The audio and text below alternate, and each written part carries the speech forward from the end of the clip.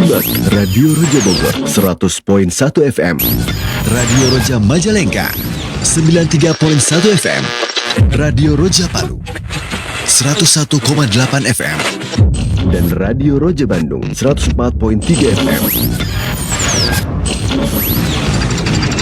Menebar cahaya sunnah.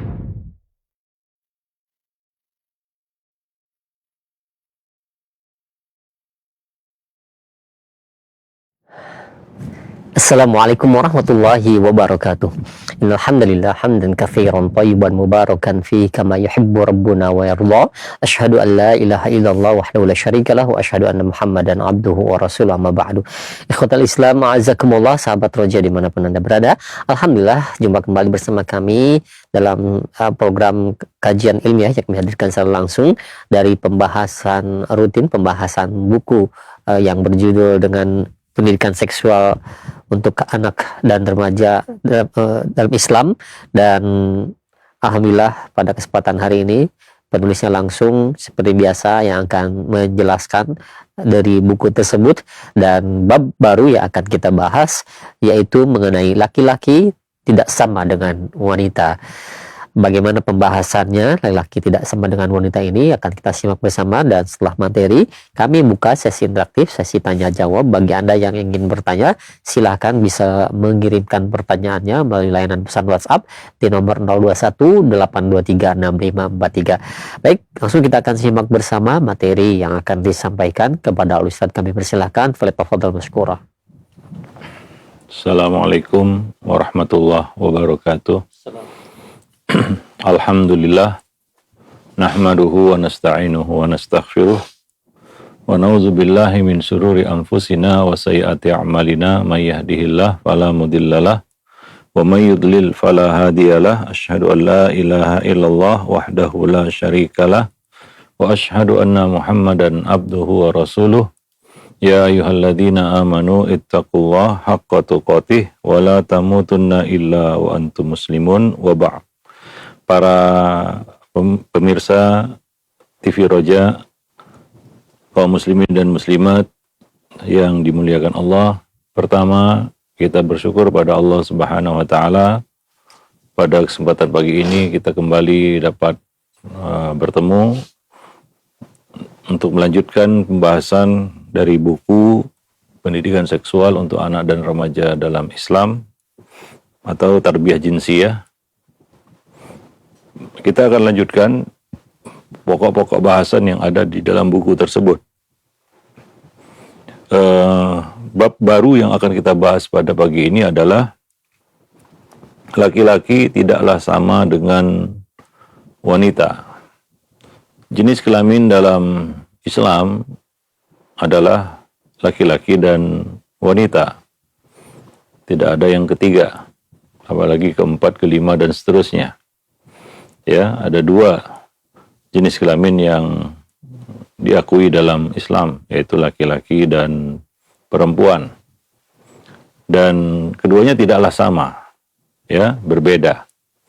Laki-laki tidaklah sama dengan wanita. Dan ini adalah perkara paling mendasar yang harus kita tanamkan kepada anak semenjak dini, bahwa ada perbedaan yang harus kita pahami. Ya, ini adalah perbedaan yang juga harus diimani. Allah Subhanahu wa taala telah menciptakan manusia dengan dua jenis kelamin. Dan keduanya ada titik persamaan dan juga ada perbedaan. Persamaannya adalah dalam mengemban kewajiban beribadah, kewajiban beriman, dan kewajiban beramal soleh. Demikian juga keduanya memiliki persamaan dalam hak menerima pahala atau balasan atas perbuatan. Allah Subhanahu wa taala mengatakan dalam surat An-Nisa ayat 124, "Wa may ya'mal minas salihati min dzakarin aw untha wa huwa mu'min fa ulaika yadkhulunal jannah wa la yudlamuna naqira." Barang siapa mengerjakan amal saleh, laki-laki maupun wanita, sedangkan dia adalah orang yang beriman, maka mereka itulah yang akan masuk ke dalam surga dan mereka tidak akan dirugikan sedikit pun. Jadi dalam ayat ini ya Allah Subhanahu wa taala menyamakan dalam hak menerima balasan atas amal perbuatan laki-laki maupun perempuan, dzakarin au untha. Ya, akan tetapi secara takdir dan syariat Allah Subhanahu wa taala membedakan antara laki-laki dan wanita. Ada kodrat yang Allah Subhanahu wa taala tetapkan untuk keduanya. Laki-laki ada kodratnya, wanita juga ada kodratnya. Dan perbedaan antara laki-laki dan wanita itu sangat nyata. Ya, mulai dari bentuk fisik ya, itu berbeda. Ya, demikian juga sifat-sifat dan karakter itu berbeda. Dalam diri laki-laki ada pembawaan kekuatan fisik yang lebih sempurna. Sementara pada diri wanita tidak sekuat laki-laki. Tapi wanita punya kelebihan yang tidak bisa disamai oleh laki-laki, yaitu kelembutan. Disitulah keistimewaan kaum wanita. Dia diciptakan untuk kelembutan, dengan kelembutan. Ya, nah, dan juga wanita harus mengalami haid, hamil, melahirkan, menyusui, mengurusi anak yang disusuinya, dan melakukan peran yang besar ya bagi lahirnya generasi masa depan. Itu di tangan seorang wanita. Jadi wanita itu diciptakan memang untuk kelembutan. Ya, itu istimewanya kaum wanita. Sehingga ada istilah keibuan. Dan itu untuk wanita. Nggak disematkan sifat itu untuk laki-laki. Dan nggak ada juga istilah kebapakan. Yang ada adalah keibuan, yaitu sifat lembut yang lebih ya setelah seorang wanita itu mungkin bertransformasi menjadi seorang ibu,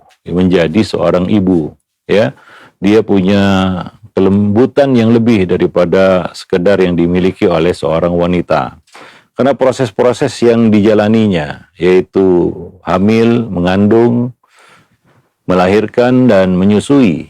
Ya, sehingga dari situ akan lahirlah kelembutan yang lebih disebut sebagai sifat keibuan. Ya, nah, jadi nggak sama. Ya, selembut-lembutnya ayah kepada anak tidak bisa menyamai kelembutan seorang ibu kepada anaknya.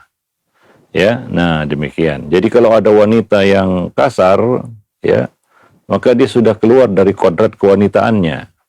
Ya, sudah keluar dari kodrat kewanitaannya. Karena wanita itu adalah makhluk yang lembut.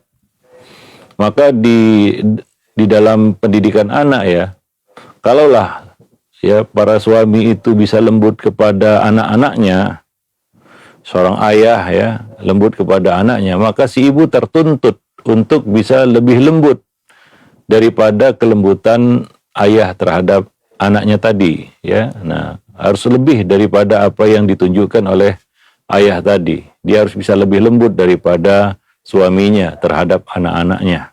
Ya, kalau tidak maka akan ada konflik di dalam benak anak. Dia lihat ibunya kasar, dia lihat ayahnya lembut. Sementara yang ini wanita, yang ini pria. Seharusnya kan tidak seperti itu. Maka wanita itu harus menjaga kodrat kewanitaannya, yaitu kelembutan. Jangan sampai kehilangan kelembutannya. Ya, karena berbahaya ya bagi tumbuh kembang anak. Ya, jika seorang ibu itu kasar, ya, tidak ada lembutnya, kehilangan kelembutan kepada anaknya. Dan perannya sangat vital itu. Ya, apalagi di usia tumbuh kembang yaitu 0 sampai 7 tahun. Yang mana seorang anak harus mendapatkan kelembutan seorang ibu. Ya, 2 tahun wajib, yaitu menyusui ya. Makanya menyusui itu tidak tergantikan karena itu menciptakan hubungan emosional, hubungan batin, chemistry antara anak dan ibu ya, yang tidak akan ada itu pada ya ayah ataupun laki-laki ya. Nah, demikian. Jadi masing-masing ada kodratnya, berbeda, nggak sama ya. Nah, Allah Subhanahu wa taala berfirman di dalam kitabnya surat Ali Imran ayat 36, "Walaisa dzakaru kal unsa." Laki-laki tidaklah sama seperti wanita. Ya. Nah, maka berikan pengertian kepada anak bahwa sebagai orang yang beriman, kita wajib meyakininya dan menerima ketentuan takdir itu dan tidak menyesalinya. Ya, misalnya ada anak menyesali, ada orang yang menyesali takdir ya, terlahir sebagai laki-laki ataupun sebagai wanita. Maka bimbing anak, tuntun mereka untuk mensyukuri ya apa yang telah Allah takdirkan atas mereka, ya menjadi laki-laki ya dan menjadi wanita. Ya, dengan mengetahui keistimewaan-keistimewaan, kelebihan-kelebihan yang ada pada kedua jenis kelamin tersebut. Ya, jadi laki-laki ya ada keutamaannya, jadi perempuan ada keutamaannya, ya. Nah, demikian. Sehingga mereka tidak menyesali jadi laki-laki. Karena melihat, wah kayaknya jadi perempuan lebih enak. Atau menyesali jadi perempuan karena melihat, jadi laki-laki kayaknya lebih asyik, lebih enak. Ya, enggak. Ini bisa terjadi ya apabila orang tua, pendidik ya tidak mengarahkan dengan pengarahan yang benar tentang gender ini, yaitu jenis kelamin ini ya. Nah, sehingga anak laki-laki itu ya terdorong untuk bisa menjadi laki-laki yang sejati ya, sesuai dengan kodrat yang Allah tanamkan pada dirinya. Demikian juga seorang anak perempuan ya merasa bangga menjadi anak perempuan dan bisa menjadi anak perempuan yang sejati ya. Nah, dan siap untuk mengemban segala tugas dan tanggung jawabnya ya. Nah, ini harus ditanamkan kepada anak ya, sehingga dia bisa menjalani kodratnya itu dengan baik. Kalau tidak, maka akan menyimpang ya, terjadi penyimpangan dari jalur fitrah ya, dari kita katakan dari kodratnya ya. Misalnya ya itu laki-laki ya punya keinginan untuk menyerupai wanita, atau wanita punya keinginan untuk menyerupai laki-laki ya. Nah, ini adalah hal yang dilarang ya, karena syariat melarang laki-laki menyerupai wanita dan wanita menyerupai laki-laki. Bahkan ini ada laknat ya atas pelakunya, dan itu menunjukkan bahwa perilaku seperti ini termasuk dosa besar. Ya, tapi ya tentunya ya laki-laki yang ada keinginan di dalam dirinya untuk jadi perempuan itu tidak muncul serta-merta begitu saja, ada prosesnya. Ya, itu mungkin dimulai dari kelalaian pendidiknya ya, untuk menanamkan hal ini dari kecil ya, atau pendidikan yang salah. Anak laki-laki diperlakukan seperti anak perempuan diperlakukan seperti anak laki-laki, sehingga muncullah ya penyimpangan itu ya, keinginan kecondongan kepada lawan jenisnya untuk bisa menjadi ya lawan jenisnya ya, karena merasa itu lebih fun baginya, lebih menyenangkan baginya ya. Nah, demikian. Maka subbab berikutnya adalah larangan menyerupai lawan jenis ya. Nah, untuk menjaga perbedaan antara laki-laki dan perempuan yang merupakan hikmah Allah Subhanahu wa taala yang Maha Kuasa, maka Islam ya melarang dengan keras ya sikap laki-laki yang menyerupai wanita, sebaliknya juga wanita yang menyerupai laki-laki. Ya, sebagaimana disebutkan di dalam hadis dari Ibnu Abbas radhiyallahu anhuma, dia berkata, la'ana Rasulullah sallallahu alaihi wasallam al-mutasyabbihina minar rijal bin nisa wal mutasyabbihat minan nisa bir rijal. Rasulullah sallallahu alaihi wasallam melaknat laki-laki yang menyerupakan dirinya dengan wanita dan wanita yang menyerupakan dirinya dengan laki-laki, atau menyerupai lawan jenisnya. Ya, Nabi melaknatnya. Artinya laknat ini dari langit ya. Karena Nabi tidaklah melaknat kecuali atas perintah Allah Subhanahu wa taala, bahwa Allah melaknat orang itu, maka Nabi pun melaknatnya. Ya, laknat itu adalah dijauhkan dari rahmat Allah Subhanahu wa taala ya. Nah, jadi ini termasuk dosa besar ya, karena diancam dengan laknat Allah dan Rasul-Nya. Bahkan disebutkan dalam riwayat lain bahwa Rasul memerintahkan agar orang-orang seperti ini, yaitu yang menyerupakan diri mereka dengan lawan jenis mereka, itu diperintahkan untuk diusir dari rumah-rumah kaum muslimin. Ini sanksi sosial namanya ya. Nah, Ibnu Abbas meriwayatkan, dia berkata, la'anan Nabiyyu sallallahu alaihi wasallam al-mukhannatsina minar rijal wal mutarajjilat minan nisa. Rasulullah melaknat laki-laki yang bergaya seperti wanita dan wanita yang bergaya seperti laki-laki. Ya. Waqala, beliau berkata, akhrijuhum min buyutikum. Ya, keluarkanlah mereka dari rumah-rumah kamu. Ya, ini sanksi sosial yang diberikan kepada orang-orang yang berperilaku seperti ini, ya. Nah, jadi memang tanggung jawab pendidik ya, orang tua dan guru untuk mengawasi, ya, mengawal ya, tumbuh kembang anak. Ya, kalau ada kecenderungan dan kecondongan ya dia menyerupakan dirinya dengan lawan jenisnya, ya, maka ini harus segera diatasi.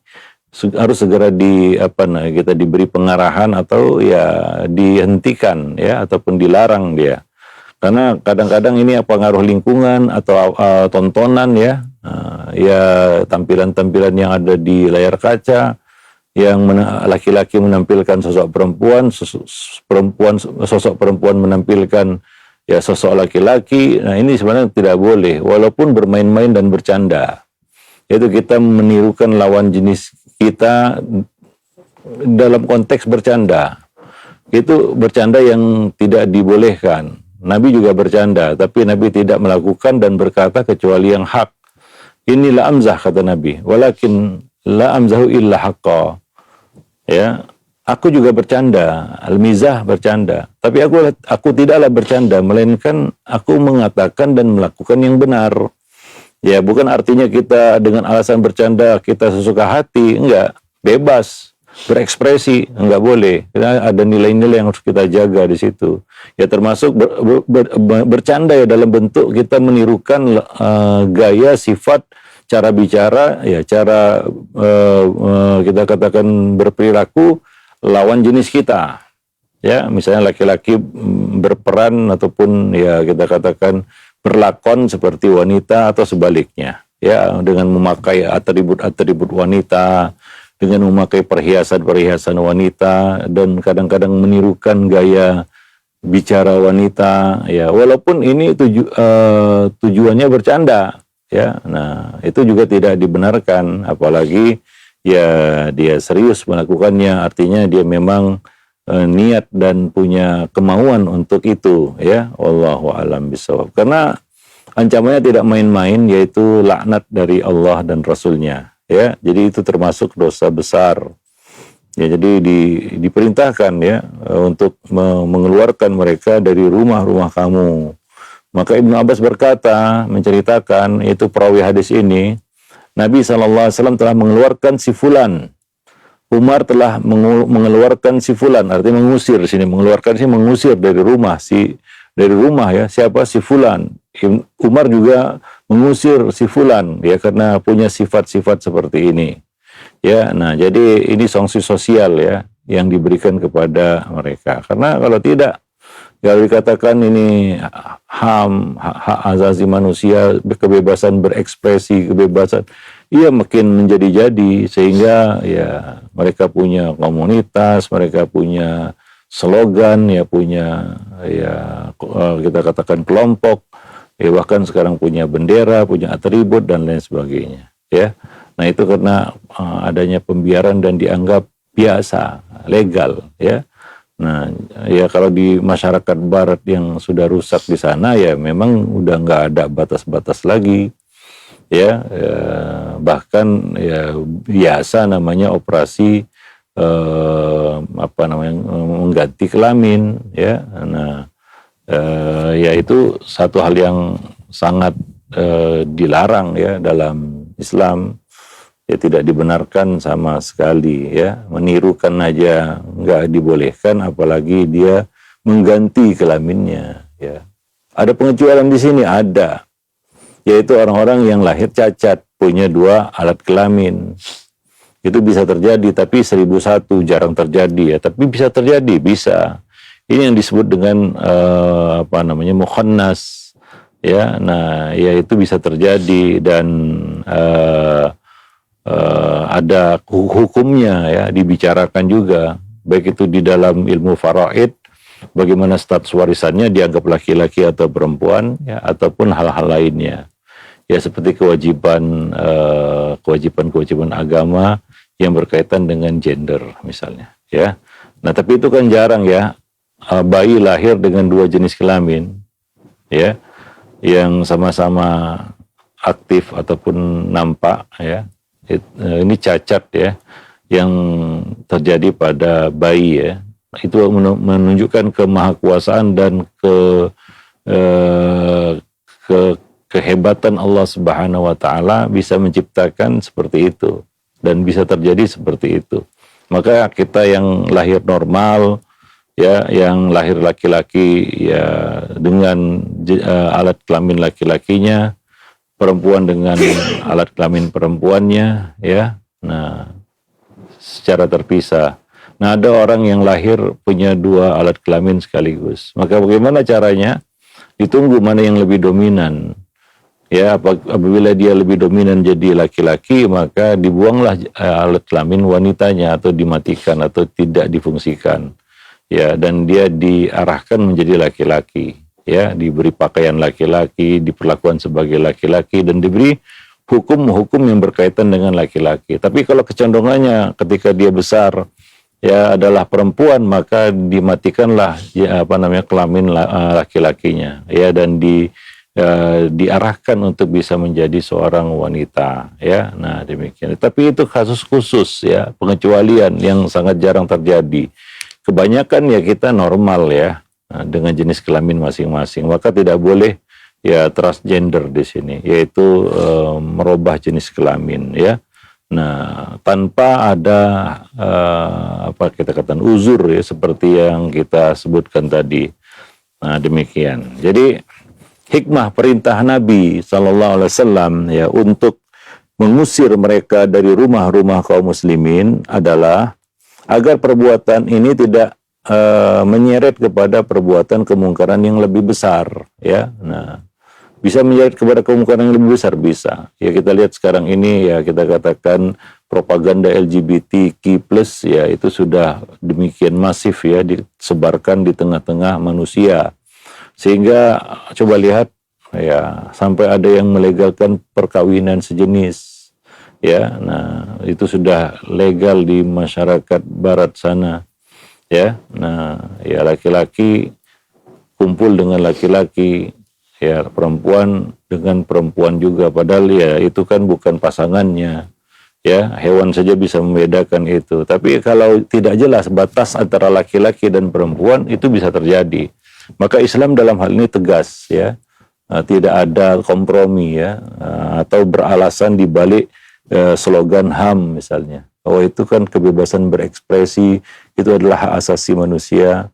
Ya bagi dia egois, ya, memikirkan dirinya sendiri saja. Dia tidak memikirkan bagaimana generasi umat manusia ke depannya, ya. Nah karena salah satu akibat buruk dari propaganda LGBT ini adalah ya terputusnya nasab manusia, ya. Nah kalau laki-laki ketemu laki-laki, gimana dia punya anak? Demikian juga perempuan ketemu perempuan, bagaimana dia bisa punya anak, ya. Nah akan terputuslah, ya, garis nasab manusia. Maka Islam melarangnya dengan keras. Oleh karena itu, ya, ini harus ditanamkan dari kecil, yaitu larangan keras dari perbuatan tasyabbuh, ya, yaitu menyerupai diri dengan lawan jenis, ya. Baik dalam hal pakaian, sifat, gerakan, tingkah laku dan lain-lain, ya.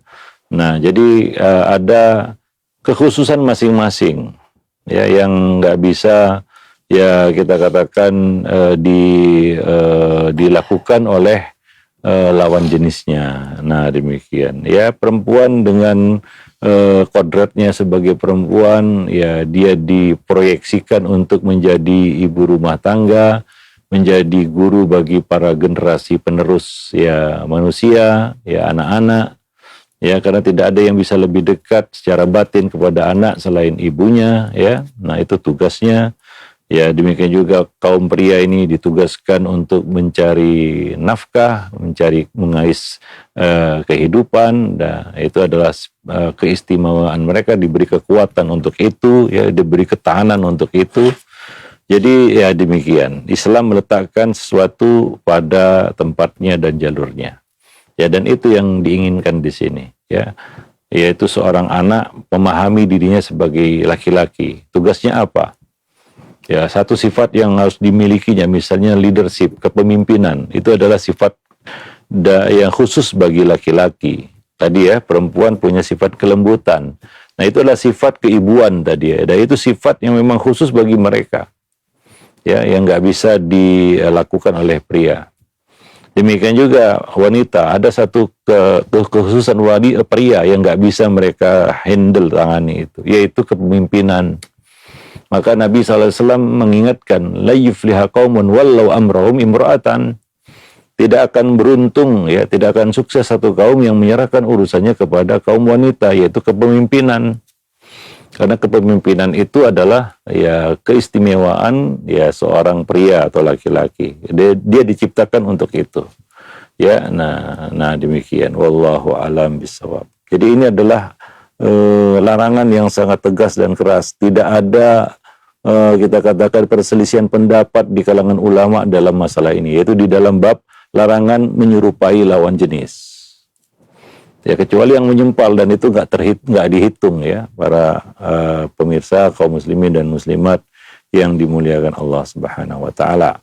Al-Hafiz Ibnu Hajar Al-Asqalani yang menjelaskan ya sebagai berikut.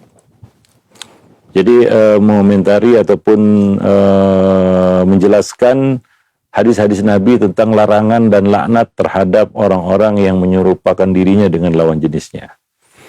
Al-Hafiz Ibnu Hajar Al-Asqalani menjelaskan, maknanya adalah laki-laki tidak boleh menyerupai wanita dalam hal pakaian dan perhiasan yang khusus bagi wanita.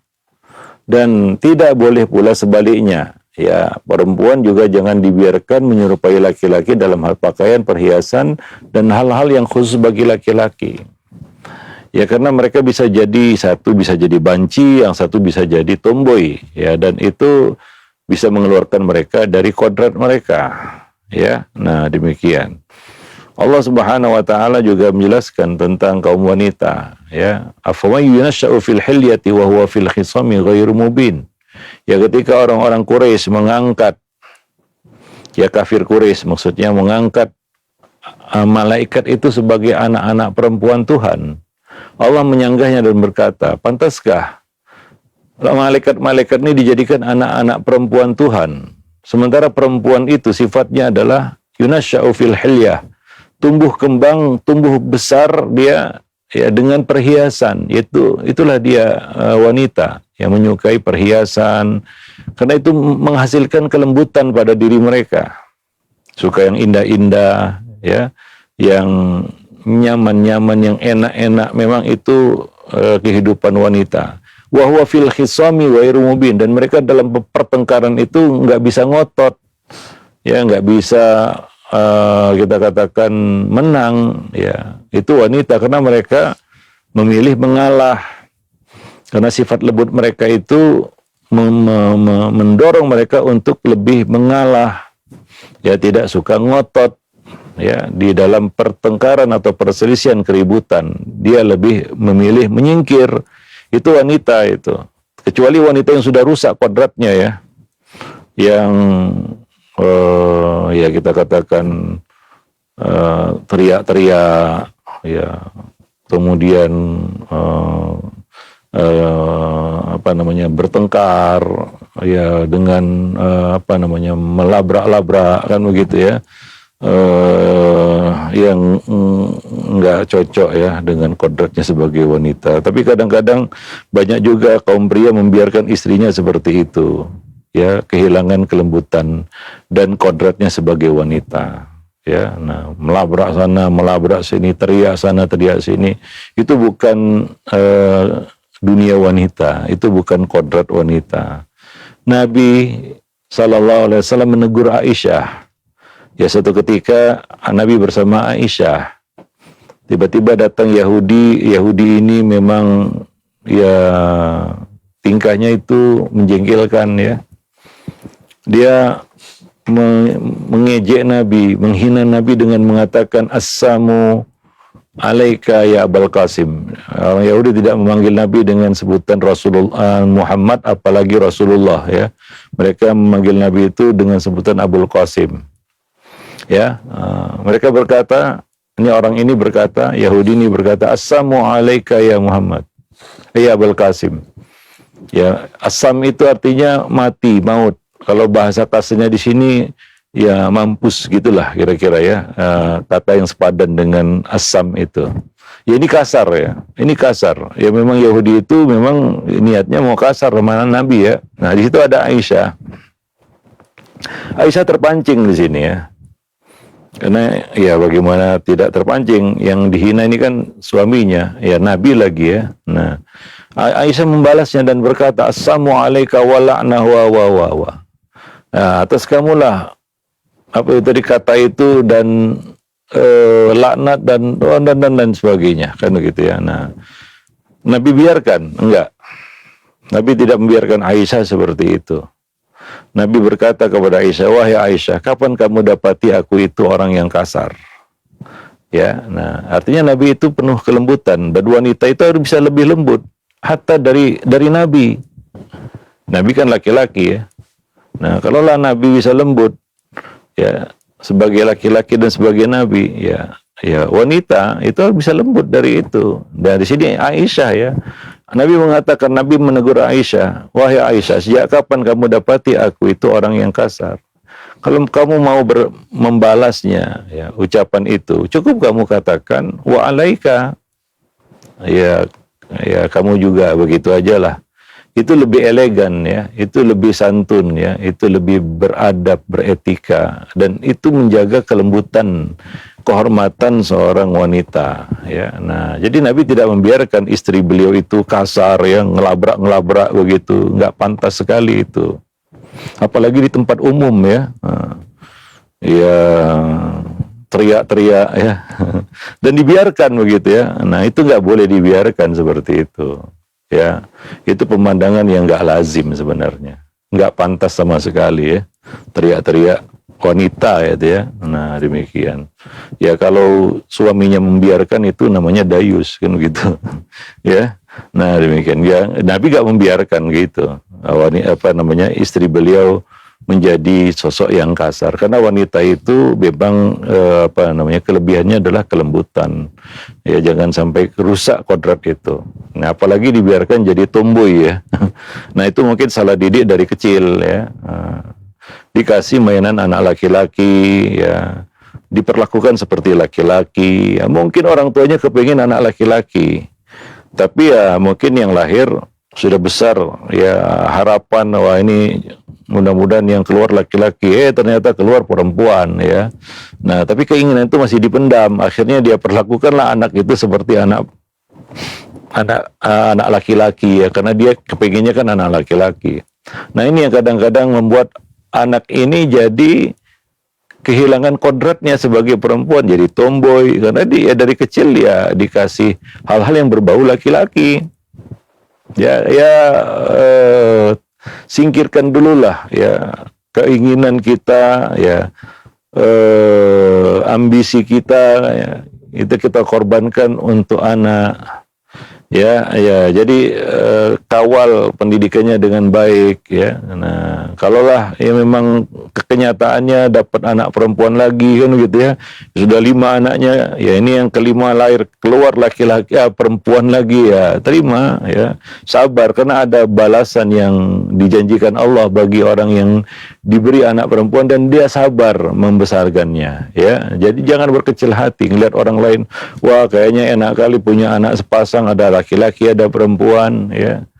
Ya masing-masing ada rezekinya ya. Nah dapat anak perempuan juga rezeki itu ya, mungkin ya karena itulah ya orang-orang jahiliyah itu Allah Subhanahu wa taala sebut mereka sebagai kaum jahiliyah ya, karena salah satu perbuatan mereka adalah mereka nggak suka dapat anak perempuan ya, mereka pandang itu sebuah kehinaan, lalu mereka pun ya ini perbuatan orang-orang jahiliyah dulu ya, mengubur hidup-hidup bayi perempuan mereka karena takut aib dan celah. Ya, nah demikian, wallahu alam bisawab. Nah, Ibnu Hajar mengatakan, kita lanjutkan di sini ya. Maknanya adalah laki-laki tidak boleh menyerupai wanita dalam hal pakaian perhiasan yang khusus bagi wanita. Dan tidak boleh pula sebaliknya, wanita menyerupai laki-laki dalam hal pakaian perhiasan yang khusus bagi laki-laki. Maka ya di toko baju misalnya ya, itu kan dipisah ya. Ini baju untuk laki-laki, ini baju untuk perempuan. Demikian juga semua peralatan, sandal, sepatu misalnya, ada sepatu untuk laki-laki, ada sepatu untuk perempuan ya. Nah, khusus ya. Nah, itu enggak boleh ditukar-tukar ya. Nah, jangan tertukar gitu. Nah, ya kalau ada yang berkata saya pakai itu tapi enggak berpengaruh bagi saya. Ya ini ukurannya bukan 1-2 orang ya. Ya secara general ya, secara umum. Ya orang itu yang membiasakan diri memakai pakaian lawan jenisnya itu akan berpengaruh kepada perilaku, sifat dan karakternya. Itu secara umum seperti itu. Kita nggak bicara orang per orang ya di sini. Ya, nah maka hukumnya pun berlaku secara umum ya untuk semua orang juga. Bahwa dalam Islam ya, bahwa nggak boleh ya wanita pakai pakaian laki-laki dan laki-laki memakai pakaian wanita. Ya, nah demikian. Wallahu alam bissawab. Nah, masih panjang pembahasan ini ya di bab ini ya, karena ini berkaitan dengan banyak hal ya mengenai larangan tasyabbuh ya, ya dengan lawan jenis. Ya, wallahu alam bissawab. Nanti akan kita lanjutkan pada pertemuan yang akan datang insyaallah. Qul qouli hadza astaghfirullah li wa lakum wa lisairil muslimin innahu huwal ghafurur rahim. Baik, alhamdulillah, terima kasih banyak Ustaz. Syukran jazakallahu atas materi yang telah disampaikan dari bab baru yang kita bahas di buku pendidikan seksual untuk untuk anak-anak dan remaja ya. Dan ini bab baru yang dibahas di hari ini, yaitu laki-laki tidak sama dengan wanita. Mudah-mudahan jadi ilmu yang bermanfaat bagi kita dan juga wawasan tambahan bagi kita semua. Baik, untuk selanjutnya kami buka dan alhamdulillah sudah ada beberapa pertanyaan yang masuk di kesempatan hari ini. Yang pertama kami ajukan Ustaz, yaitu dari Maya yang berada di Pamulang. Assalamualaikum warahmatullahi wabarakatuh. Ya Ustaz, izin bertanya, pada usia berapakah tepatnya orang tua itu harus menanamkan jiwa maskulinitas anak laki-laki dan juga feminitas anak perempuan Ustaz? Jazakallahu khair, barakallahu fiik. Ya dari 0 tahun. Dari 0 tahun saja. Dari 0 tahun itu sudah diarahkan dia. Ya sesuai dengan gendernya. Ya laki-laki dengan sifat karakter maskulinnya ya. Wanita dengan karakter dan sifat femininnya. Itu harus dari 0 tahun. Karena ada namanya usia the golden age ya. Yeah. Usia emas bagi manusia ya dalam perkembangan tumbuh kembang dirinya. Ya, baik secara fisik maupun mental. Yaitu 0 sampai 7 tahun. Itu sudah diisyaratkan Nabi dalam hadis ya. Nabi menyebut angka ya di dalam mengklasifikasi usia anak. Misalnya dalam hadis Nabi, muru auladakum bis-sholati fi sab'in. Suruh anakmu sholat di usia 7 tahun. Itu batasnya. Jangan lebih dari itu karena telat nanti ya. 9 tahun setengah baru disuruh-suruh sholat.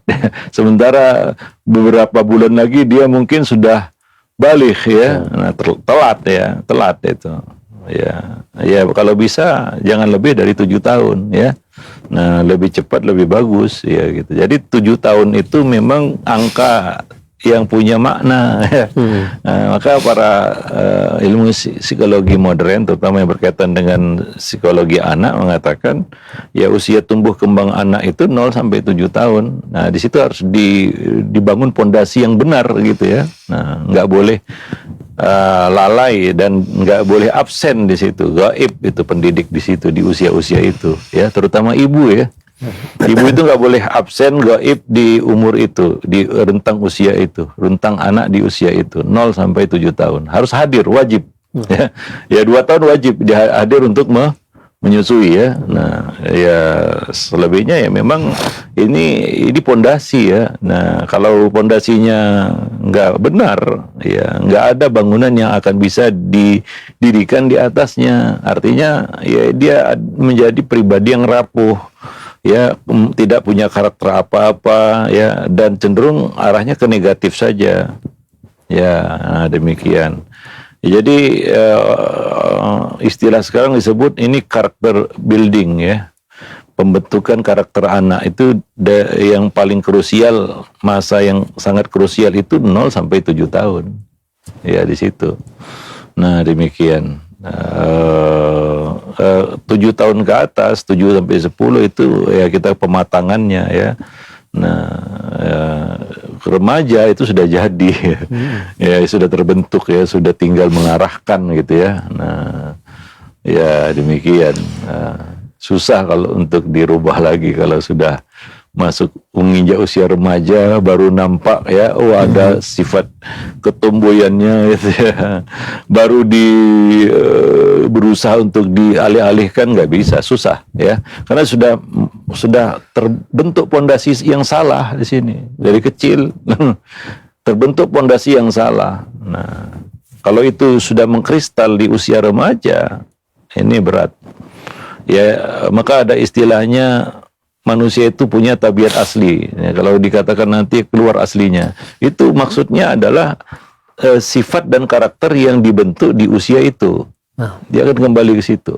Nah demikian. Ya risetnya ke situ.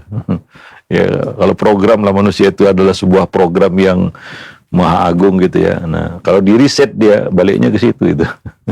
Ya demikian. Wallahu a'lam bishawab.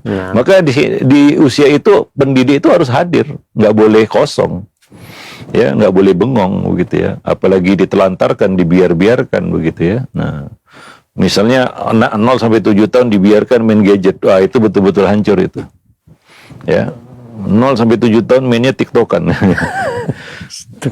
Dia bisa tentu menjadi pribadi yang nggak terbaca nanti. Ya tidak terduga gitu, karena kita juga nggak bisa menduga apa sih isi TikTok itu ya, apa isi sosmed itu, apa isi gadget itu ya. Nah, seperti itu dia nanti tumbuh kembang ya. Nah kita harus memahami cara kerja otak anak begitu ya, beda dengan orang dewasa yang sudah bisa memindai ya, bisa memilih kan gitu ya, bisa menganalisa dengan tepat gitu. Anak nggak bisa. Anak-anak apalagi 0 sampai 7 tahun dia nggak bisa menganalisa, dia nggak bisa memindai ya, bukan begitu kerja otak balita ya, bawah 5 tahun ya. Nah demikian. Wallahu a'lam bishawab. Kerja otaknya meniru ya, itu dia kerja otak anak di umur-umur itu adalah melatah, meniru, dan luar biasa, sesuatu yang nggak bisa dibayangkan oleh orang dewasa. Orang dewasa bisa meniru, tapi nggak seperti anak-anak meniru. Karena maka dari itu anak-anak itu sangat cepat belajar bahasa, karena modal belajar bahasa itu meniru. Ya, nah demikian. Wallahu a'lam bishawab. Nah, Ustaz, ya, berbicara mengenai masalah tomboy ini, ada pertanyaan. Ya Ustaz, anak remaja kami sudah sekarang sudah terlanjur Ustaz, yaitu yang perempuan, dia tidak menyukai hal-hal yang berbau kewanitaan. Dia dari pakaian, sepatu, jam tangan dan lain-lainnya. Warna pun tidak suka dengan kewanitaan Ustaz. Nah ini bagaimana cara mengatasinya Ustaz? Tapi dia di pondoknya itu dia cukup dikatakan anak yang pendiam Ustaz. Iya, ya hati-hati dengan diamnya anak juga ya. Orang sering bilang dia anak yang introvert. Yaitu lebih kepada anak yang tidak terduga. Ya, nggak bisa kita duga juga. Orang introvert itu kan nggak bisa kita duga ya. Ya, manusia nggak akan bisa kita nilai hingga dia bunyi. Ya kalau nggak bunyi kita nggak bisa nilai apapun. Yang bunyi aja belum, mungkin penilaian kita salah ya, apalagi nggak bunyi gitu ya. Gimana kita bisa tahu gitu. Nah ya ini perlu komunikasi sebenarnya. Ya anak itu perlu diajak komunikasi. interaksi positif seperti yang sudah kita bahas di buku sebelumnya ya. Nah, kalau tidak ada komunikasi, ada kadang-kadang anak dan orang tua ketemu tapi diam-diaman aja kan gitu ya, kayak bermain telepati gitu. Nggak bisa, dia harus diajak komunikasi. Kita harus paksa dia untuk bunyi maksudnya bersuara ya, berbicara begitu ya, sehingga kita tahu sih apa orang ini, bagaimana anak ini ya. Nah, jangan malas gitu ya. Kadang-kadang orang tua itu malas untuk sekedar mengajak ngobrol ya, berbincang ya, untuk mengorek, melihat ya anak ini gimana. Karena kita tidak bisa membaca seseorang sehingga dia mau mengungkapkan ya apa yang ada pada dirinya ya, perasaannya dalam bentuk kata-kata verbal. Ya kalau tidak, ada sesuatu yang lain ini. Ya, biasanya kalau orang itu nggak mau bunyi sama kita, ya artinya dia diam aja. Artinya dia mungkin dia tidak menaruh kepercayaan kepada kita. Ya, orang itu baru mau bunyi biasanya bersuara kalau dia percaya. Kalau dia nggak percaya, diam aja. Ya. Nah demikian. Nah, anak yang diam saja begitu, ya, ini nggak bisa dibiarkan begitu ya. Nah, yang paling menakutkan adalah anak ini diam karena dia tidak percaya sama orang tuanya. Nah, nggak percaya. Ya mungkin ada yang diam karena memang sifatnya pendiam, Ustaz, gitu ya.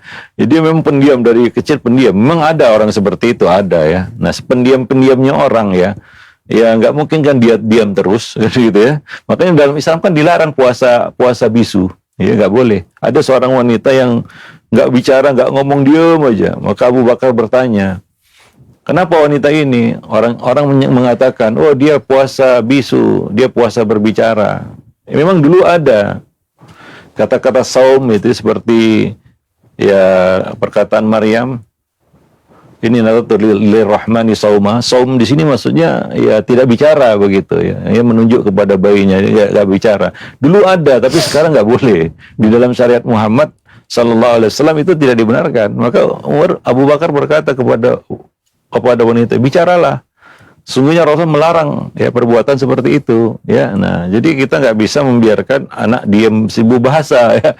Kita aman ini ya, itu bisa jadi nggak aman itu ya kalau dia diam saja ya. Banyak bicara, kelebihan bicara juga nggak bagus juga ya, tapi diam 1000 bahasa juga nggak bagus ya. Jadi kita harus menuntunnya untuk bisa pintar ya, bijak dalam berbicara ya, mengungkapkan perasaannya, karena kita nggak bisa tahu apa isinya kalau dia tidak bicara ya. Nah demikian, wallahu alam bisawab ya. Seperti kasus ini ya ini mungkin keterlanjuran ya, ini banyak menjadi dilema ya, anak-anak yang memang udah salah asuh dari kecil sehingga tumbuh menjadi seperti itu ya. Nah ya memang harus satu ya, kehadiran pendidik di sini ya, terutama orang tua ya, untuk bisa merubah sesuatu yang salah ini ya gitu ya. Kan nggak bisa dibiarkan kemudian dia berubah sendiri ya, atau hatta dikasih tulisan atau apa suruh baca, dia belum tentu ya itu, ini baca ini buku, perlu dia tahu itu perlu, tapi nggak cukup itu kalau tidak dibantu dengan kehadiran orang tua di sisinya. Dan ini yang lebih vital sebenarnya ya. Nah maka yang perlu baca itu orang tuanya ya. Ya kadang-kadang kita ingin anak kita misalnya ada satu penyimpangan, kita kasih buku suruh baca dia. Itu memang iya sih. Tapi yang lebih efektif ya adalah orang tua baca, lalu dia yang melakukan pendekatan ya kepada anak ini, ngomong bicara begitu ya. Nah terutama ya kita katakan menanamkan kita katakan kepercayaan anak kepada kata-kata kita. Kuncinya di situ itu. Kalau sudah terlanjur seperti ini ya, maka ya kunci utamanya adalah bagaimana menjadikan diri kita itu orang yang paling dia percaya. Dan nggak semua anak percaya sama orang tuanya. Ya, nah demikian. Sehingga kata-kata kita itu begitu ampuh baginya dan dia akan ikuti itu. Ya instruksi kita, kata-kata kita. Dan jangan ya katakan terburu-buru ya. Nah, seradak seruduk istilahnya. Ya, dia sudah jaga jarak, kurang percaya lah kita. Ya, kita main seradak seruduk aja masuk ke anak. Ya, dia tambah nggak percaya. Ya, kita ngomong apapun dia ya mungkin kepalanya ngangguk tapi hatinya geleng. Itu yang susah ya. Ya, kepalanya ngangguk, hatinya menggeleng. Ya, itu yang susah itu ya. Nah, kenapa? Karena ketidakpercayaan tadi, trust itu. Nah, ini ceritanya udah dewasa ya, sudah ya kita terlanjur ya. Kalau dari kecil ya itu kan bisa kita kawal ya. Seharusnya kan seperti itu ya. Dari 0 tahun ya diarahkan sesuai dengan gendernya. Ya, wallahu alam bisawab. Ya mungkin ada lagi. Ada kira-kira. Ya. Ustaz. Alhamdulillah, terima kasih banyak Ustaz. Jazakallah khair atas jawaban dan penjelasannya. Ini ada pertanyaan kembali Ustaz dari penanya, tidak sebutkan nama dan tempatnya. Ya Ustaz, ingin bertanya, apakah laki-laki yang perilakunya menyerupai wanita, karena riwayat dulu pas masih di asrama itu dia terkena pelecehan sejenis Ustaz. Nah, apakah harus diruqyah katanya atau diserahkan ke psikologi Ustaz? Ya, memang ruqyah itu salah satu bentuk pengobatan ya. Cuma kita harus tepat juga menggunakannya ya. Jangan asal guna aja gitu ya. Ya, ini anak-anak dengan kita katakan trauma yang berat seperti ini itu nggak mudah ya untuk bisa masuk kepada anak ini ya, bisa dekat dan memberikan pengarahan kepadanya ya, penguatan juga ya, karena ini trauma namanya ya, dan itu yang membuat dia menjadi sosok yang radikal kan begitu ya. Dia seolah-olah istilahnya memberontak kan begitu ya, sehingga dia jadi seperti itu ya. Nah, memilih jadi seperti lawan jenisnya kan begitu ya, karena pelecehan-pelecehan yang dialaminya waktu kecil. Ini sangat berbahaya ya. Kejahatan terhadap anak itu kejahatan yang luar biasa sebenarnya. Lebih daripada kejahatan yang dilakukan terhadap orang dewasa, karena ini merusak anak dari kecilnya ya, sehingga masa depannya jadi hancur gitu ya. Ya, ini luar biasa. Maka ini nggak bisa ditolerir sebenarnya, kejahatan terhadap anak. Ya, di sini ada namanya ya perlindungan, ya, undang-undang perlindungan anak ya, itu diatur. Jadi memang kasus-kasus seperti itu memang harus dihentikan dan dicari ya tindakan pencegahannya ya, bukan hanya memberikan sanksi kepada pelaku sementara pencegahan tidak dilakukan ya. Nah, ini yang kadang-kadang membuat kasus-kasus seperti itu terus menerus berulang ya, seakan-akan nggak ada putusnya ya. Karena kita sibuk menghukum pelakunya dan kita tidak begitu concern ataupun peduli bagaimana melakukan tindakan pencegahannya. Ya, baik itu ya dimulai dari rumah sampai ke sekolah kan begitu ya. Nah, semua pihak harus terlibat, baik itu guru di sekolah, apalagi orang tua di rumah ya. Nah, demikian. Nah, ya, ketidakpedulian orang tua yang membuat anak ini menjadi ya tidak terduga. Banyak orang tua yang pura-pura terkejut ketika dilaporkan anaknya begini begitu. Ya memang gimana nggak terkejut selama dia nggak tahu apa-apa. Ya kosong istilahnya. Kepalanya kosong, entah apa yang dipikirinnya. Ya, nah demikian. Ya kalau masalahnya sudah menumpuk seperti itu ya, dia dapat trauma masa kecil dan itu belum sembuh ya. Ditambah lagi sekarang dia mengambil sikap yang radikal, dia memilih menjadi lawan jenis, kan begitu ya. Nah, ya ini kan bertumpuk-tumpuk masalahnya ya. Menyembuhkan trauma masa kecilnya dulu ya, yang ya dia mengalami pelecehan tadi. Karena itu kan perlu penanganan khusus, pendekatan ya, sehingga ya luka itu ya minimal bisa diringankan ya, kalau nggak bisa sembuh total kan begitu ya. Dan itu kan untuk menghilangkan memori itu dari seseorang kan susah itu. Trauma ya ketika kita sudah dewasa saja susah hilang, apalagi trauma yang dialami ketika seseorang itu masih kecil ya, anak kecil. Nah, demikian ya. Ya mungkin dimulai dari situ, menghilangkan atau menyembuhkan trauma yang dia alami di masa lalunya begitu ya. Yaitu pelecehan itu, yang itu nggak hilang sebenarnya ya. Ya terus hadir dalam pikirannya itu. Dan itu sangat mengganggu. Ya itu mungkin penyebabnya dia bersikap radikal itu. Ya, dia ambil sikap yang radikal. Ya, saya jadi perempuan aja, saya jadi laki-laki, saya pernah diperlakukan seperti itu, gitu. Nah, ya ini ya kehadiran pendidik yang di sini yang diperlukan, ya. Ya baik guru maupun orang tua. Nggak bisa satu pihak saja di sini. Ya, nah demikian. Wallahu alam. Maka saran saya, kasus-kasus seperti ini, pelecehan dan ya yang sering terjadi di lembaga pendidikan, kita ini kadang-kadang terjebak kepada memberikan hukuman kepada pelaku ya, hukuman dan hukuman. Karena pendekatan kita cenderung kepada pendekatan negatif. Kita sebagai pendidik senangnya itu ya menghukum ya. Itu jadi hiburan tersendiri gitu bagi sebagian orang, menghukum gitu ya. Padahal ya sebenarnya kan itu cuma wasilah dalam Islam ya, menghukum itu. Tujuannya kan bukan menghukum sebenarnya. Ya, wallahu a'lam bishawab. Nah, pencegahan itu ya itu yang lebih harus diprioritaskan. Bagaimana supaya tidak terjadi lagi? Ya, apa yang harus dilakukan? Ya, nah minimal ya menguranginya ya, meminimalisir hal-hal seperti ini terjadi lagi, ya gitu. Ya, wallahu a'lam bishawab. Ya mungkin sampai di sini dulu pertemuan kita. Lebih dan kurang saya mohon maaf. Aku qouli hadza astaghfirullah li wa lakum lisa'ilil muslimin innahu huwal ghafurur rahim. Assalamualaikum warahmatullahi wabarakatuh. Waalaikumsalam warahmatullahi wabarakatuh. Alhamdulillah, terima kasih banyak Ustaz. Sekali lagi jazakallahu khair, barakallahu fiik atas waktu yang telah diluangkan untuk kita semua dan juga ilmu yang telah disampaikan dari pembahasan buku pendidikan seks untuk anak-anak dan remaja dalam Islam, yang mudah-mudahan menjadi ilmu yang bermanfaat untuk kita semua, wawasan ya untuk tambahan ya untuk kita, bekal untuk kita mendidik anak-anak kita menjadi anak-anak yang soleh dan solehah. Dan pembahasan insya Allah akan berlanjut di bab yang baru, yaitu bahwa laki-laki dan wanita itu tidak sama.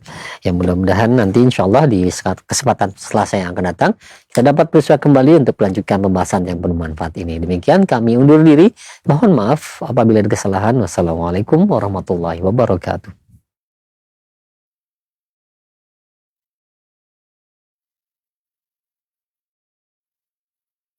Simak Radio Roja Bogor 100.1 FM, Radio Roja Majalengka 93.1 FM, Radio Roja Palu 101,8 FM, dan Radio Roja Bandung 104.3 FM.